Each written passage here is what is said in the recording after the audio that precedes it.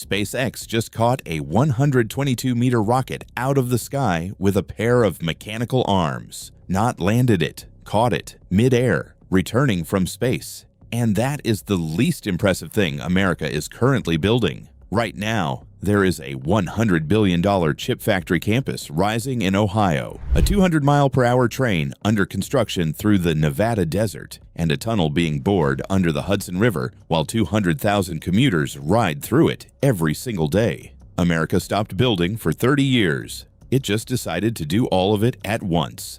Stay with me. Let's start with the most powerful machine ever built by human hands.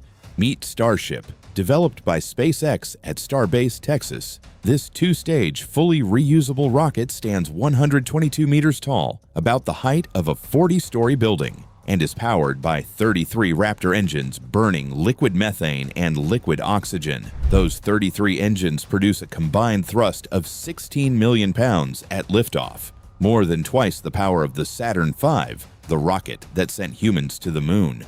More thrust than any rocket in human history. And here's the part that sounds impossible. Starship is designed to be caught mid-air by the launch tower on its way back down, not parachuted into the ocean, not landed on a drone ship, mechanically caught by two massive arms, called Mechazilla, attached to the tower, grabbing the booster out of the air like a hand catching a pencil dropped from a building. It happened for the first time on October 13th, 2024. The internet lost its mind. Engineers who spent their careers building rockets said they had never seen anything like it. On its 11th test flight in 2025, Starship launched from Starbase, traveled halfway around the world, released 8 mock satellites, and successfully completed its full mission. NASA's acting administrator called it another major step toward landing Americans on the moon's south pole. SpaceX already conducts more than half of all rocket launches on Earth. It deploys 80% of the world's satellites. And Starship is designed to make all of that cheaper, faster, and eventually scalable to Mars. But wait, because SpaceX didn't just build a rocket, they built an entire city around it. In May 2025, voters in Cameron County, Texas, approved the incorporation of Starbase as an official city. SpaceX's launch facility is now legally a municipality, the first new city in Cameron County since 1995. It has roads, offices, a recreation center, a restaurant, and a $100 million 5-story headquarters building. SpaceX built a rocket, then it built a city around the rocket. Only in America does that sentence make complete sense. But Starship and Starbase are just the opening act, because 2,600 kilometers away, deep underground, New York is building something it has owed itself for over a century. Meet the Hudson Tunnel Project, one of the most important infrastructure projects in American history, and one of the least talked about. Here's the problem. The busiest rail corridor in the United States, the Northeast Corridor connecting New York, New Jersey, Philadelphia, and Washington, D.C., runs through 2 rail tunnels beneath the Hudson River. Those tunnels were built in 1910. They are 115 years old. They were designed for steam trains. And in 2012, Hurricane Sandy flooded both tunnels with millions of gallons of salt water, causing damage that has been slowly corroding the infrastructure ever since. Engineers have warned for years that without replacement, one or both tunnels could fail entirely, cutting off rail service for 200,000 commuters every single day. The Hudson Tunnel Project fixes this. 2 brand new tunnels bored beneath the Hudson River, the existing 1910 tunnels completely rehabilitated. Total cost, $16 billion. Federal funding already committed, $12 billion. Projected economic activity during construction, $20 billion. Jobs created, 95,000.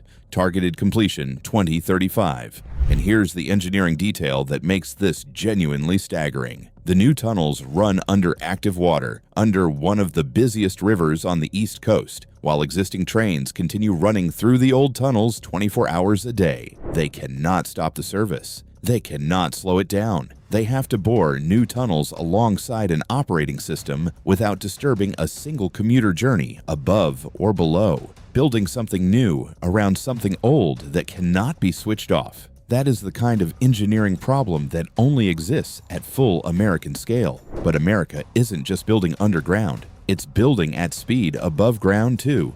Meet Brightline West, America's first true high-speed rail line. And unlike California's $135 billion project, which has been planning and litigating for 15 years and still hasn't opened, Brightline West broke ground on April 22, 2024, and is targeting full operation by 2028. 4 years, start to service.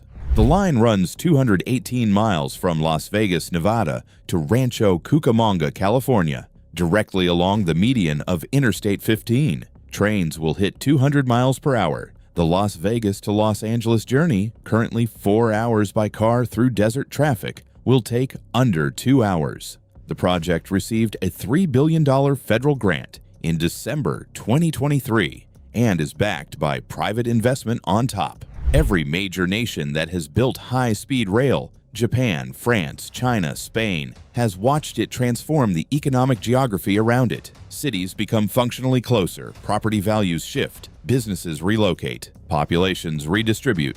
America has been watching this happen in other countries for 60 years. With Brightline West, it is finally building it for itself. And while Las Vegas is being connected to Los Angeles at 200 miles per hour, New York is completely rebuilding its front door to the world. JFK Airport is getting an $18 billion overhaul, the largest airport transformation in American history. Terminal 1, a $9.5 billion project, is under construction right now, the biggest single terminal project ever undertaken in the United States. Terminal 6, valued at $4.2 billion, is about to open with 10 new gates. When complete, JFK will add 23 new gates and replace infrastructure that in some terminals dates back to the 1960s. This isn't renovation. This is replacement. Building a new world-class international airport inside the footprint of an existing one while keeping it fully operational, while hundreds of flights take off and land every day above the construction crews' heads.